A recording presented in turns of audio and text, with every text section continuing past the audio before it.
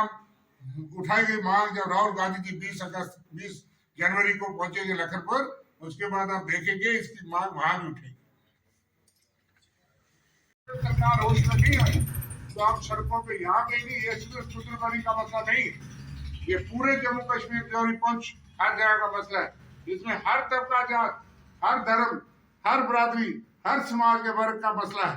क्योंकि हम कोई पॉलिसी चाहते हैं, जिसके पास 100 कनाल है उसके लिए भी यही कानून, कहीं उन्होंने जाली तौर पे अंतकाल या अलॉटमेंटें कराई हैं, उनके खिलाफ कार्रवाई कोई नहीं होगी, वो अलग मसला है। लेकिन जिसके पास 2 कनाल है, उसके पास अगर सरकार की 2 कनाल है तो उसको क्यों बेदखल किया जाए?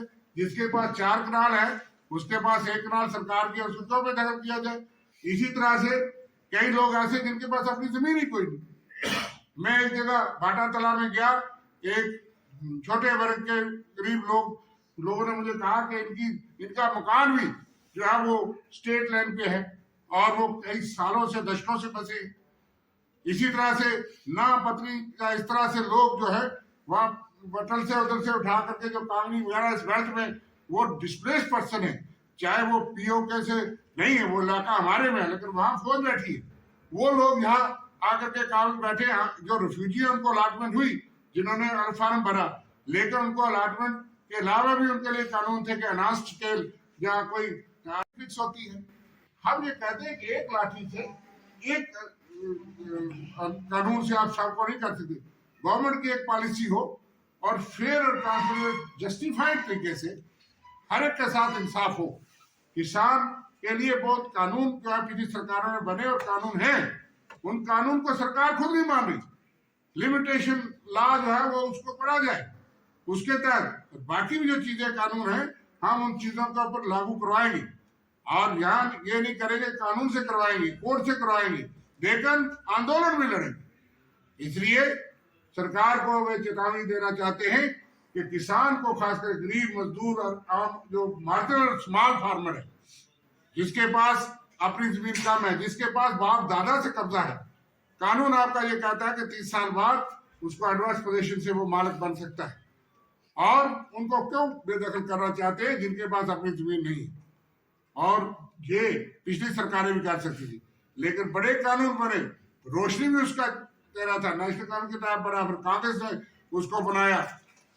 उसमें अगर तरमीम करना चाहते हैं जरूर देखें, लेकिन मंशा यही थी कि रोज गिरदावरी, पटवारी और रेवेन्यू से किसान को चुंगल से निकालना और एक स्केल के तहत उनको देना। उसकी स्केल आप कम कर सकते हो, उसका कोई और रिव्यू कर सकते हो, लेकिन सरकार जो है वो किसानों के हक में, गरीब के हक में वो काम करती है। ये पहली सरकार है जिसने बुजुर्ग लोग, विधवा औरतें, अपाहिज लोग, हमारे फिजिकली जो स्पेशली एबल्ड लोग हैं, उनको अहिंसा के रास्ते से भगाएंगे।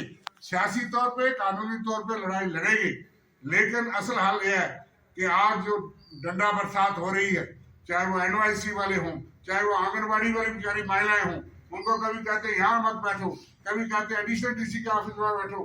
वो प्रोटेस्ट अपनी दर्ज करने के लिए कहाँ जाए?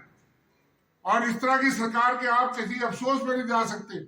आप कहीं जाओगे रोक दिया जाएगा, इतनी हत्याएं हो जाएगी। इस तरह की डिक्टेटरशिप, इस तरह की सरकार, इस तरह की शासन और प्रशासन शायद 75 साल में लोगों ने नहीं देखा।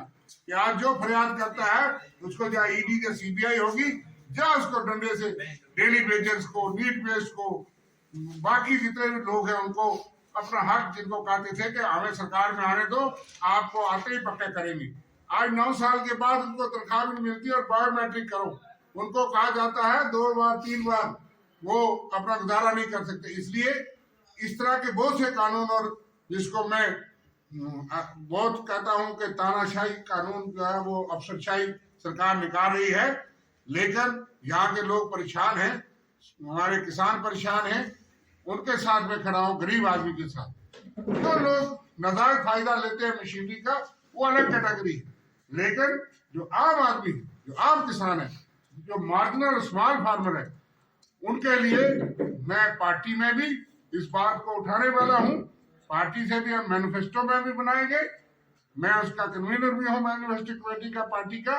और चुनाव से पहले जो वादा हम करते हैं, राहुल जी ने ये कहा कि हम पहले विचार करते हैं जब मैनिफेस्टो में कोई चीज रखते हैं आपने देखा नहीं